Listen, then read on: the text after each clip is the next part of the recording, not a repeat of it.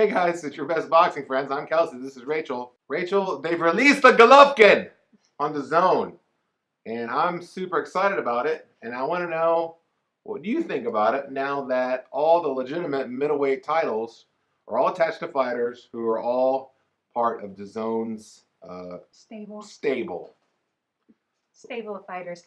Yeah, so I think that is great for boxing fans because you know that there's not going to be a holdup between conflicting or parties that have conflicting interests.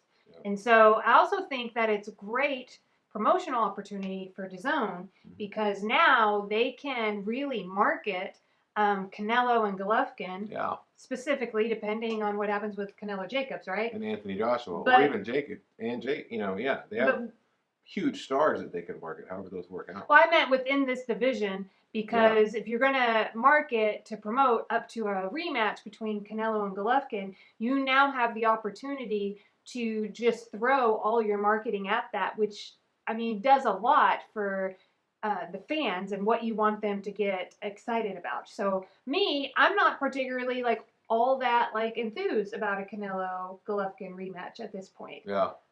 But could DAZN make me excited? They could. I think they could. And yeah. So it looks like Golovkin, I think he's 34 right now. He'll be back in June with a fight against somebody. Now I looked over both Matchroom Boxing and Golden Boy Promotions roster of middleweights because those are where the fighters that are attached directly to DAZN anyway. And what I see there are, of course, you've got the champions, Canelo Alvarez, and you have former champion Gennady Jacobs, who's going to fight Canelo next. But then you've got Demetrius Andrade. You've got Demetrius Andrade, who has the WBO belt. They're not going to put Golovkin in with him because they're going to build that guy more. He's already scheduled to be back. But then I see guys I don't know, so what I'm wondering is, who's Golovkin going to fight? Where are they going to dig up middleweight contendery fighters? Now they have a guy like David Lemieux, but Golovkin already knocked Lemieux out. I don't know how much we need to see that fight again. But there's definitely going to be, it's definitely going to be interesting to see who they pit him against. Well, it's interesting for me because when I look at somebody like Canelo, I see him as being somebody in his prime. When I look at Golovkin, I see somebody who may have gone over the hill of their prime, is now in the back end of their career. And so he signed a 6-fight deal with DAZN. Yeah. And so I'm interested, what are so if I make the assumption that there's going to be 5 fights and then Canelo, what are those going to be, It might be fewer than that. You might do 3 fights and Canelo and then whatever with, those contracts don't always work out where you fight every single fight, I imagine. It's also might throw out Callum Smith, who's a 168-pound title holder.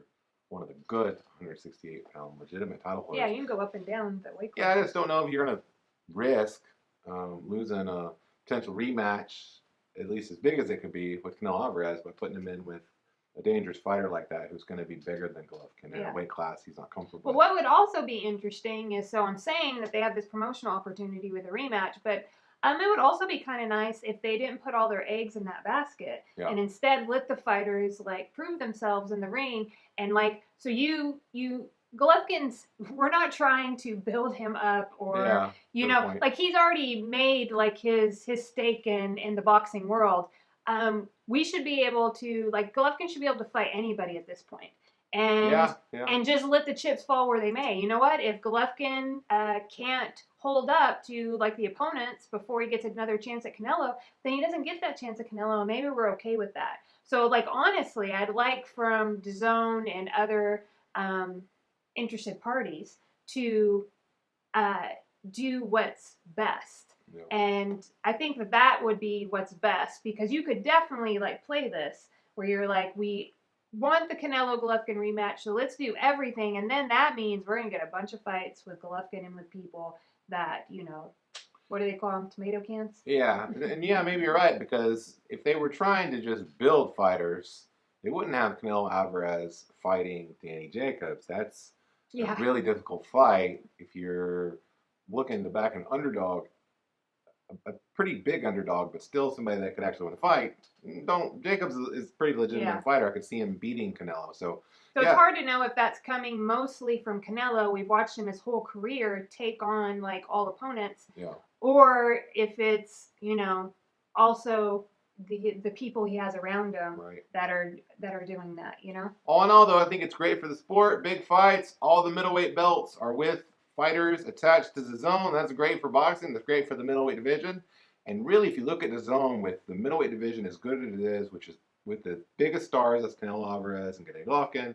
They have unified heavyweight champion Anthony Joshua. DAZN's kind of becoming must subscribe. And I think if you're not subscribed to that, maybe put that fourth on your list. First, you want to like, comment, and subscribe to this show, Real Talk with Kelsey and Rachel. And then, you know what? Throw DAZN a bone too. Or if you prefer to call it DAZN like we do when we're off camera, then go ahead and call it DAZN.